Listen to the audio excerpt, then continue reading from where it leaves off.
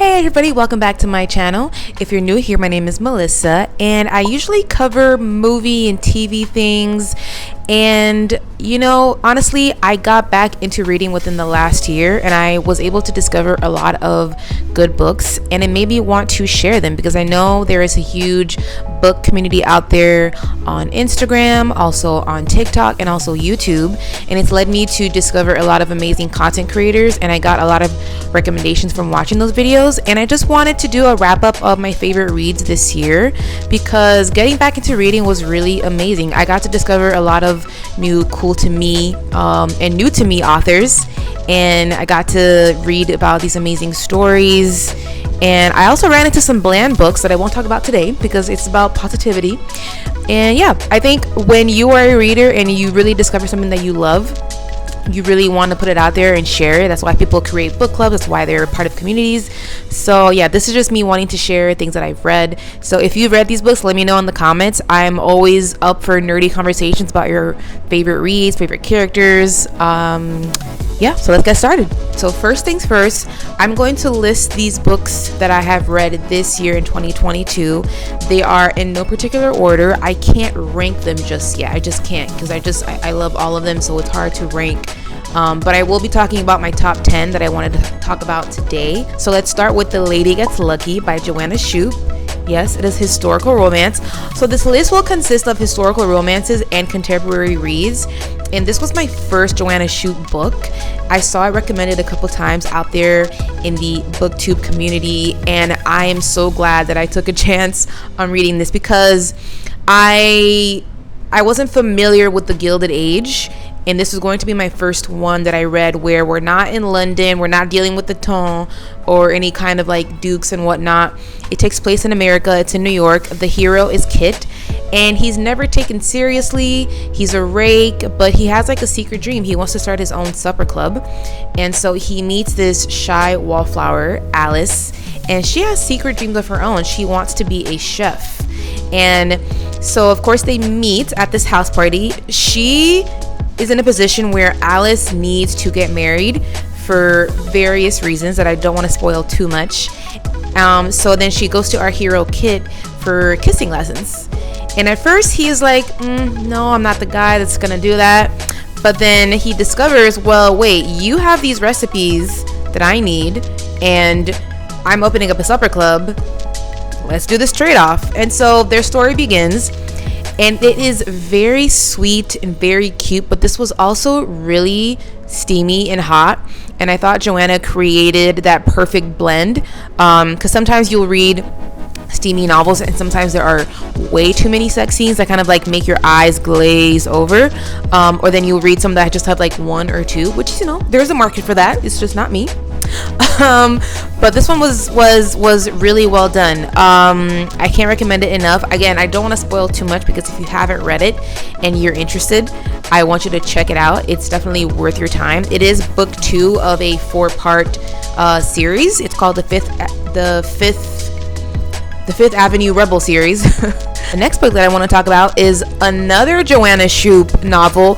I really wanted to not choose the same author more than once, but I just couldn't do it because this next book, The Devil of Downtown, is a book that I read this year that I became obsessed with because I listened to the audiobook and then I listened to it again and then I listened to it again. This is also part of another series that she has called the Uptown Girl series, and it is the last book in that series. By the way, all of these books that I'm talking about, if they're a part of a series, they are also standalones.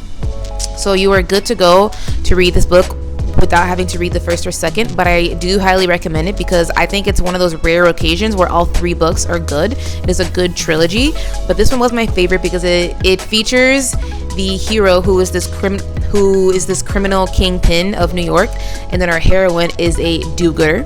So there you go right there. You have the whole opposites attract thing, and it is also a class difference trope. And it's just the story about how she has to come to him for help to find a husband who has abandoned his family. And at first, Jack kind of gives her some issues because he's like, no, I'm not going to help you. What are you going to do for me? So he makes her have to pay him back with a favor that he can call upon at any time. And of course, she agrees to it reluctantly because she wanted to help out this family.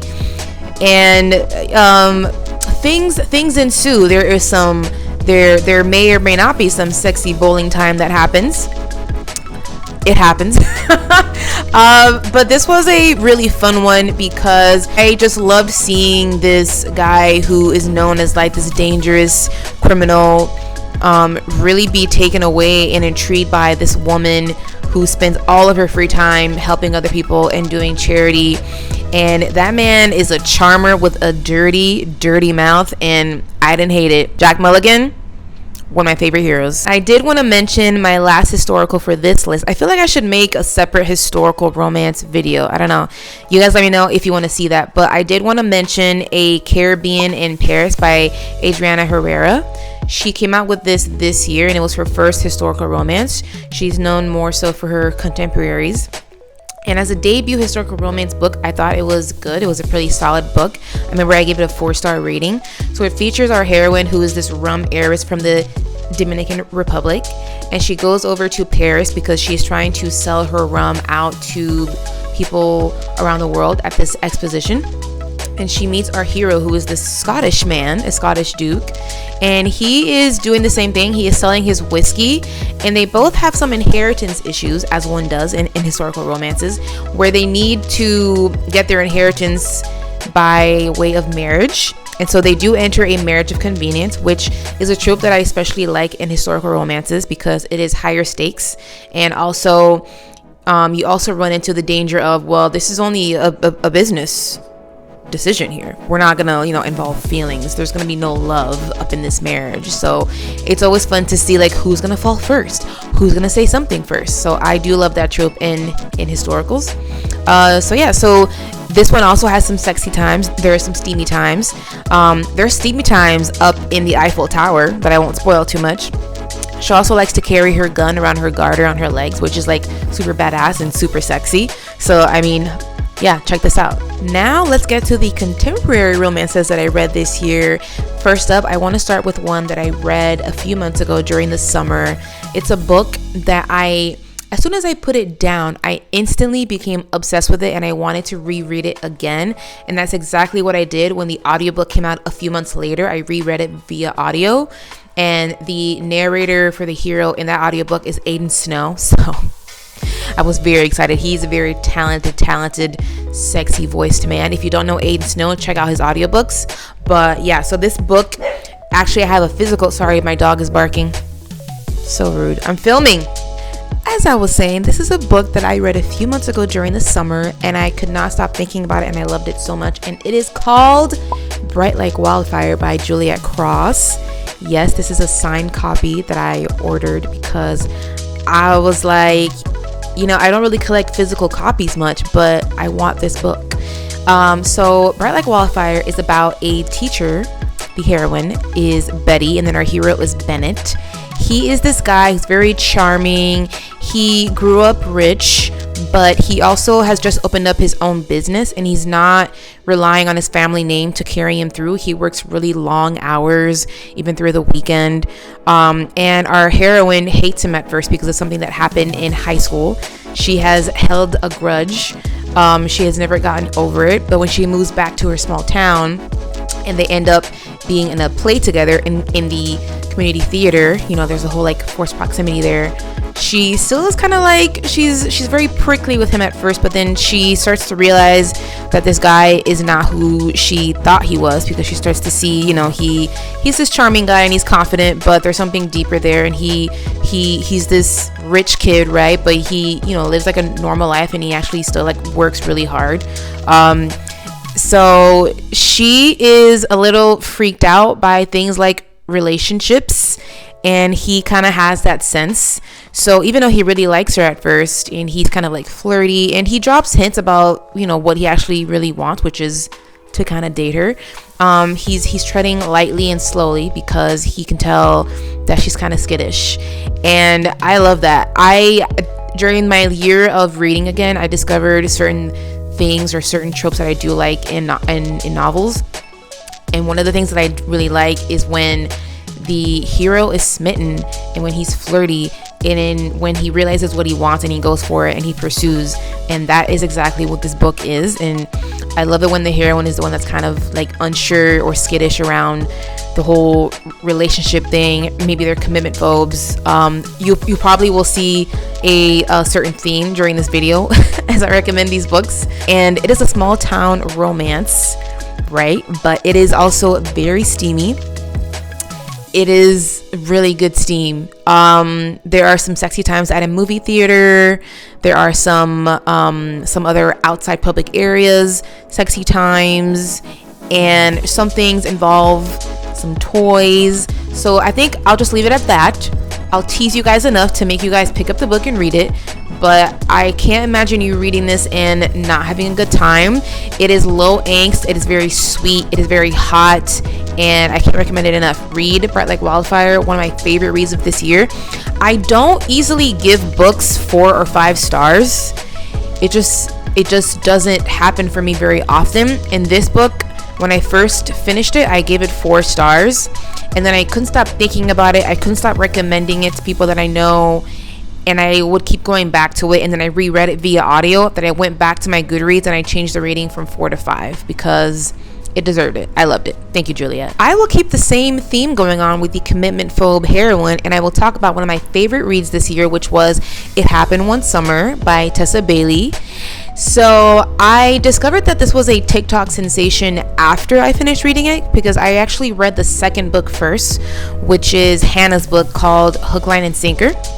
I read that first for a virtual book club, and then I didn't know that this book existed until I finished that one. I was like, oh wait, Piper has a story? I want to check out Piper's story. I read Piper's story, and I loved that one more than her sister's because I thought it had a lot of good humor. That book made me actually literally LOL. I literally laughed out loud. It was funny. So the setup, if you don't know, is we have our heroine, Piper, who is this LA rich girl who gets shipped off to a small town in Washington called Westport because something goes down. She gets arrested, so her dad's like, you know what, you need to go and like learn, you know, it's the romance thing, it's the movie thing. You got to go to a small town to like learn life lessons, right? And then one of the first people she meets is this grumpy fisherman named Brendan. And at first it's a little bit more enemies to lovers because they kind of like butt heads. He is looking at her like, what are you doing here? You are a girl child. You're not gonna make it here, 5 minutes. You need to get out of my town. And of course he's being rude and kind of a dick, right? Me, and you're just this jerk, so bye.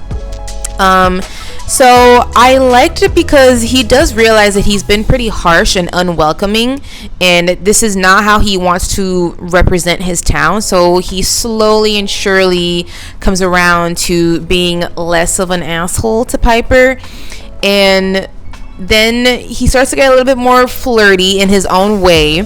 And Piper is attracted to this man. She immediately recognizes, though, that he is not the hookup kind of guy. While she's never been in a long-term relationship. I think her longest relationship has been like 3 weeks long. So she's down to, hook up and have like a one-night stand situation or like a friends with benefits thing. But Brendan is not like that. He's not a guy who just messes around. When he makes a decision, he makes a decision, and that's what happens. So here we have another commitment phobe heroine, who's the sunshine heroine, and the hero is the grump, who is very much into the idea of being in a relationship with her. So I thought it was interesting how the grumpy sunshine it is still the girl is the sunshine and Brendan the hero is the grump. But the grumpy one is the one who wants the relationship, and the sunshiny one is the one who doesn't want the relationship, which is something that does not happen very often with that trope. So that was interesting and funny to read. This is Tessa Bailey, right? So of course there's a lot of some good dirty talk in this, and there's some really good steamy times. One of my favorite ones happens during a champagne date in the house situation. I don't want to spoil too much if you haven't read it yet, but if you know what I'm talking about, if you know, you know. Next up, we have Blitzed by Alexa Martin. This book is actually part of a series that she has, but they are all standalone, so you're good to read just one. So do we have another commitment phobe heroine?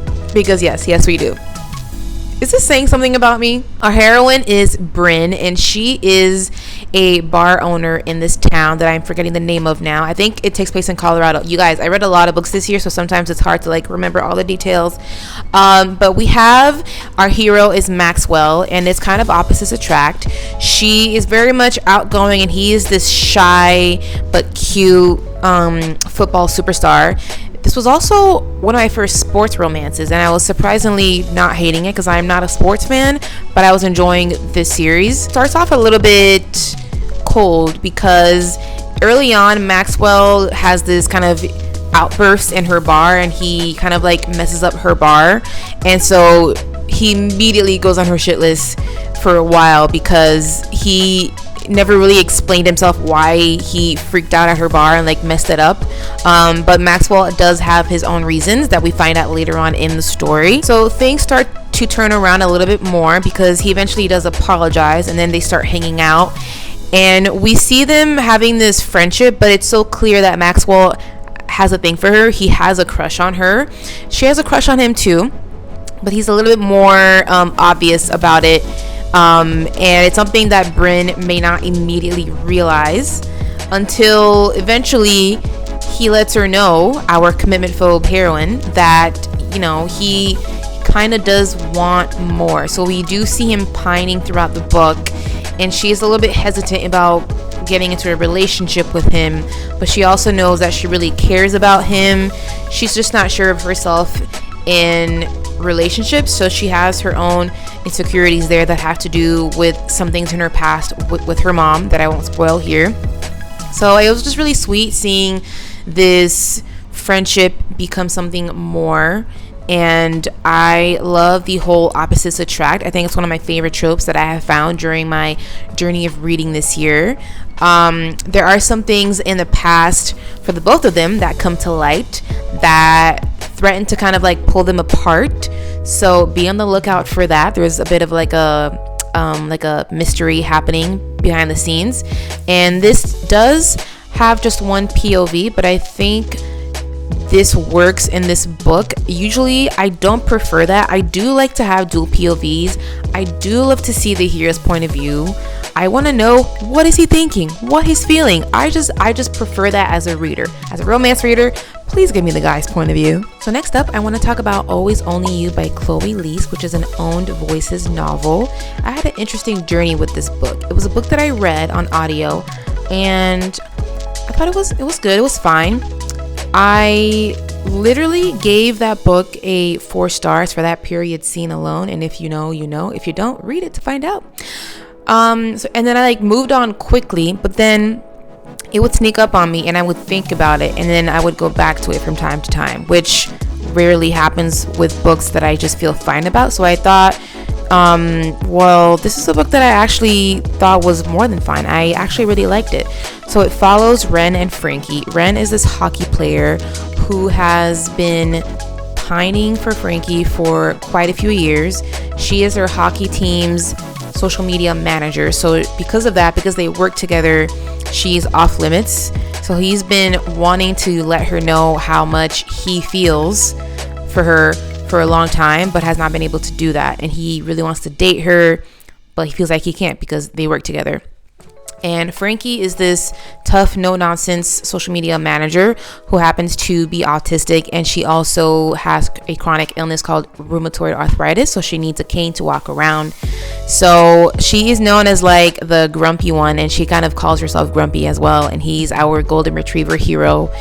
And it was really sweet seeing their story because eventually, when there's a moment where he feels like, you know, even if there's only a tiny chance that she may feel the same way, I can't let that opportunity pass me. So I'm just going to go ahead and tell her.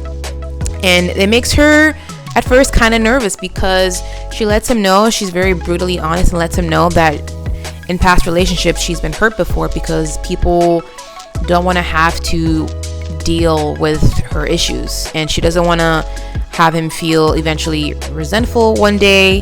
So that's why she's been very apprehensive about getting into relationships with people. So they have a very adult conversation about it, and he hears that, and he decides, well, I'm not going to feel that way, and I'm going to show you that and prove it to you through my actions. So he does. Some things happen and go down. There is some sort of conflict that I won't get into. I don't want to completely spoil it for you guys, but I thought this was a sweet romance, and I know people on BookTube who also read this book, who also have the same illness as her, have also really liked this novel. So I think that deserves its credit. I'm excited to read Chloe Lise's next release that comes out a week after this video. It's called Two Wrongs Don't Make a Right. It's a Shakespeare retelling, so I'm excited. Next book I want to talk about is Love on the Brain by Ali Hazelwood. So unlike the rest of Book Talk, I did not read the Love Hypothesis. I think that became viral. Was that this year or last year? I'm not sure. I didn't read that book, but I saw that she was coming out with a new book, Love on the Brain, and I was just going through a period of just reading a bunch of books, and a lot of them were bland, and I was hesitant to pick this up. I was just like, I don't know if I'm gonna like this. I was just like, I was going through it, y'all. I read this, and this also only has one POV, which again is not my preference. I like to be in both characters' heads. But what I found interesting, and some spoilers here, she did find a workaround that, which worked for me in this story. So our main character, our heroine, who I'm forgetting the name of right now, she is a woman in STEM, and she also has this secret Twitter that she runs. It's very popular, and this Twitter handle is known for saying controversial things.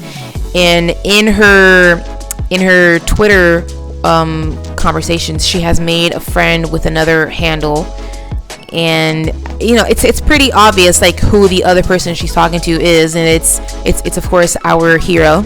So she has a connection with this person online, but in real life, of course, they are enemies.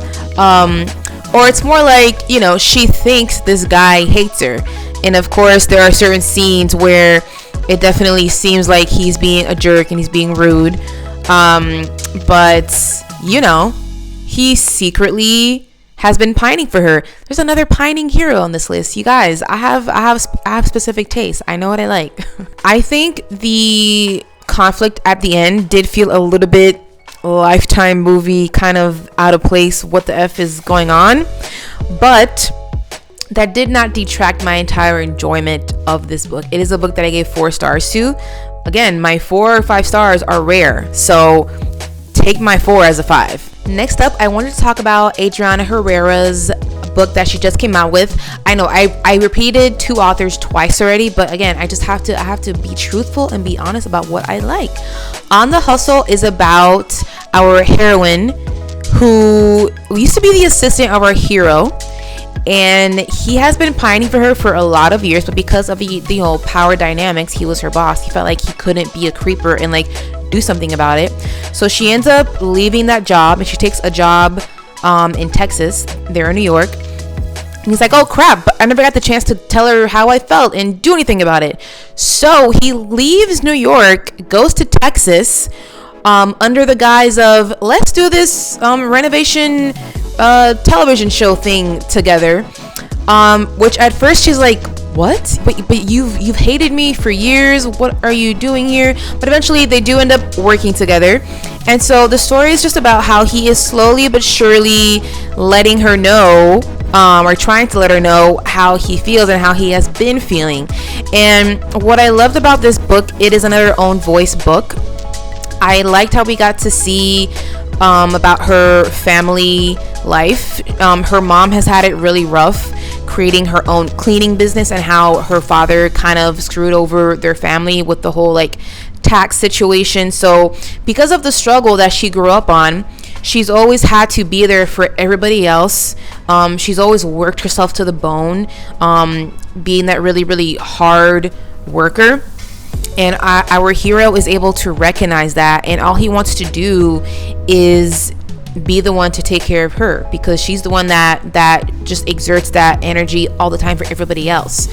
So I loved seeing him again pining, seeing what he wants, and he went after it. He went all the way to a different state to go after the woman that he loved. And then he also wanted to take care of things for her. So I loved it. So last but not least is a book I discovered when I was searching for more books that were read by Aiden Snow. That is how obsessed I am with this man's voice.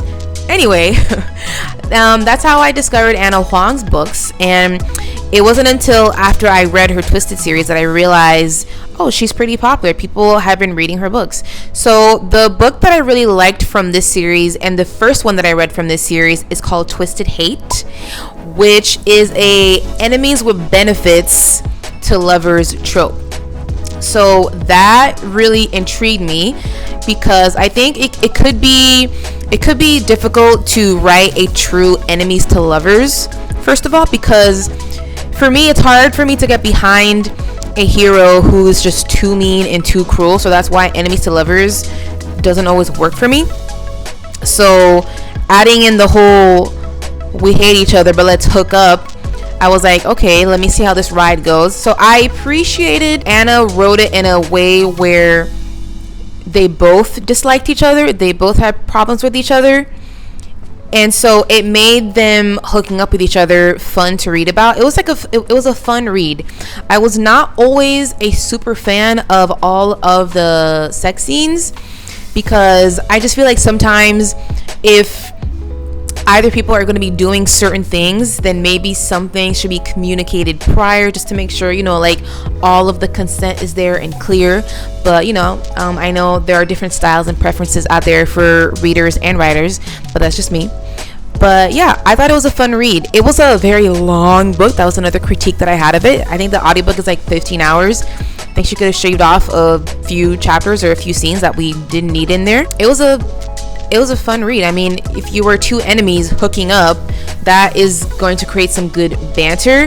There was some great jealousy scenes in here. I love to read when the heroes are getting jealous, because he's the one who is like so determined and so convinced that he is not going to fall for her.